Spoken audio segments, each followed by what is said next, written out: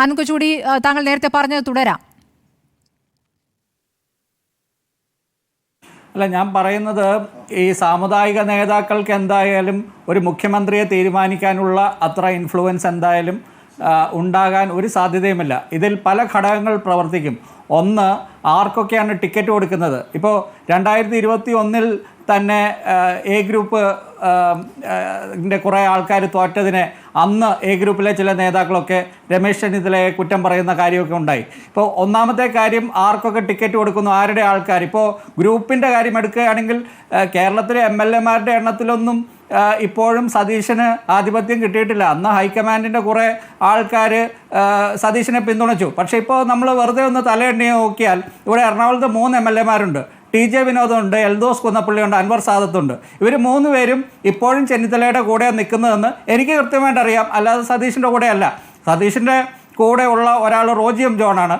മറ്റേ ആൾ എനിക്ക് തോന്നുന്നു ഒരു പരിധിവരെ കുറച്ച് എങ്കിലും ഉള്ള ആളിപ്പോൾ രാഹുൽ മാങ്കൂട്ടത്തിലാണ്. അല്ലാതെ ബാക്കി കുറേ എ ഗ്രൂപ്പിൻ്റെ ആൾക്കാർ, ഷാഫി പറമ്പിലൊക്കെ പോലെയുള്ള ആൾക്കാർ ഇങ്ങനെ സതീശിൻ്റെ കൂടെ നിൽക്കുന്നു എന്ന രീതിയിൽ, അല്ലെങ്കിൽ പലരും വേണുഗോപാലിൻ്റെയും സതീശിൻ്റെയും കൂടെ ഒപ്പം നിൽക്കുന്നു എന്ന് പറയുമ്പോഴും ഇപ്പോൾ ശക്തി നോക്കിയാൽ ഇപ്പോൾ വേണുഗോപാലിനാണ്.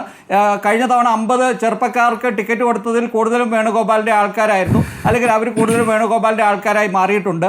ഇനിയിപ്പോൾ അടുത്ത തവണ തെരഞ്ഞെടുപ്പ് ഘട്ടത്തിൽ ആദ്യം ടിക്കറ്റ് കൊടുക്കുന്ന ആൾക്കാരുടെ ഇൻഫ്ലുവൻസ്, രണ്ടാമത് ആരൊക്കെ ജയിക്കുന്നു എന്നുള്ളത്, പിന്നെ ഇവിടെ അതൊക്കെ കഴിഞ്ഞിട്ടായിരിക്കാം, അവസാനമായിരിക്കാം ഇങ്ങനെ സാമുദായിക നേതാക്കൾക്കൊക്കെ എന്തെങ്കിലും സേ ഉണ്ടോ എന്ന്. ഇപ്പോൾ 2011 തന്നെ VD സതീശന് മന്ത്രിസ്ഥാനം കിട്ടേണ്ടതായിരുന്നു. പക്ഷേ എന്തുകൊണ്ട് കിട്ടിയില്ല?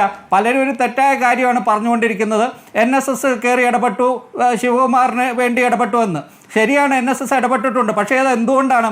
2005 പന്ന്യൻ രവീന്ദ്രനോട് തോറ്റ ശിവകുമാറിന് രാജ്യസഭാ സീറ്റ് പ്രോമിസ് ചെയ്തിരുന്നു. അന്ന് പക്ഷേ AK ആന്റണിക്ക് പെട്ടെന്ന് കലശലായ മോഹം രാജ്യസഭയിൽ കൂടി പോയി മന്ത്രിയാകണമെന്ന്. അതുകൊണ്ട് NSS ഇടപെട്ടിട്ടാണ് ശിവകുമാറിനോട് പറഞ്ഞത് തൽക്കാലം ഇപ്പോൾ രാജ്യസഭാ സീറ്റ് ഇല്ല. അങ്ങനെ ഒരു ക്ലെയിം ഉണ്ടായിരുന്നതുകൊണ്ടാണ് 2011 NSSും ചെന്നിത്തലയും കൂടി ശിവകുമാറിനെ മന്ത്രിയാക്കിയത്. അതിപ്പോൾ സതീശൻ ഇപ്പോഴും അത് മനസ്സിൽ വെച്ചുകൊണ്ട് നടക്കുന്നുണ്ടെന്ന് ഉള്ളത് വേറൊരു കാര്യം. പക്ഷേ ഇങ്ങനെയുള്ള കുറേ കാര്യങ്ങളുണ്ട്. പലരും പല പകുതി കാര്യങ്ങൾ ചാനലിൽ കൂടിയും അല്ലെങ്കിൽ പുറത്ത് പറയും. പക്ഷേ ഇതിൻ്റെ ബാക്കി പകുതി എന്നുള്ളൊരു വസ്തുത കൂടിയുണ്ടല്ലോ. ഞാൻ പറയുന്നത്, ഇപ്പോൾ സതീശൻ്റെ കൂടെ കുറേ ചെറുപ്പക്കാരുണ്ടാകാം, അല്ലെങ്കിൽ സതീശൻ ഇപ്പോൾ നല്ല സോഷ്യൽ എഞ്ചിനീയറിംഗ് ചെയ്യുന്നുണ്ടാകാം. പക്ഷേ അതുകൊണ്ടൊന്നും മാത്രം മുഖ്യമന്ത്രി ആകാനോ, അല്ലെങ്കിൽ ചെന്നിത്തലയ്ക്ക് ഇപ്പോൾ NSSൻ്റെ പിന്തുണയുണ്ടാകാം, അതുകൊണ്ട് മാത്രം മുഖ്യമന്ത്രി ആകാനോ ഒന്നും പറ്റില്ല. ഒന്നാമത്തെ കാര്യം, കോൺഗ്രസ് ഇപ്പോൾ അധികാരത്തിന് വളരെ ദൂരെയാണ് നിൽക്കുന്നത്. ഇവരെല്ലാവരും ഈ 5 മുഖ്യമന്ത്രി സ്ഥാനാർത്ഥികളും കൂടി പണിയെടുത്താൽ പോലും ജയിക്കുമോ എന്ന് ഉറപ്പില്ലാത്ത ഘട്ടത്തിലാണ് പെട്ടെന്ന് ഇപ്പോൾ സുകുമാരൻ നായർക്കും വെള്ളാപ്പള്ളിക്കുമൊക്കെ ചെന്നിത്തലയ്ക്ക് പിന്തുണയ്ക്കണം, ചെന്നിത്തലയെ പിന്തുണയ്ക്കണം എന്നൊക്കെയുള്ള ഒരു താല്പര്യമുണ്ടായി തുടങ്ങുന്നത്. ഒരു കാര്യം ശരിയാണ്, കോൺഗ്രസ്സിന് ഈ ഹിന്ദു വോട്ട് ബാങ്കിനെ സ്വാധീനിക്കാൻ പറ്റുന്ന ഒരു നേതാവ് വേണം, അല്ലെങ്കിൽ ഈ വോട്ടുകളെല്ലാം BJPയിലേക്ക് ഒഴുകും. അങ്ങനെ ഒരു കാര്യത്തിൽ ചെന്നിത്തലയുടെ യൂട്ടിലിറ്റി, അതായത് ചെന്നിത്തലയെ കൊണ്ട് അങ്ങനെ ഒരു ഉപകാരം കോൺഗ്രസ്സിനുണ്ട്. അത് കോൺഗ്രസ് ഉപയോഗിക്കണം, ചെന്നിത്തലയും ഉപയോഗിക്കണം.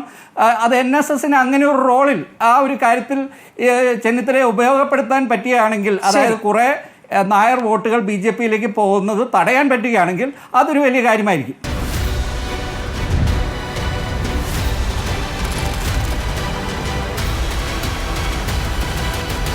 ഡിബേറ്റ് വിത്ത് സ്മൃതി പരുത്തിക്കാട്.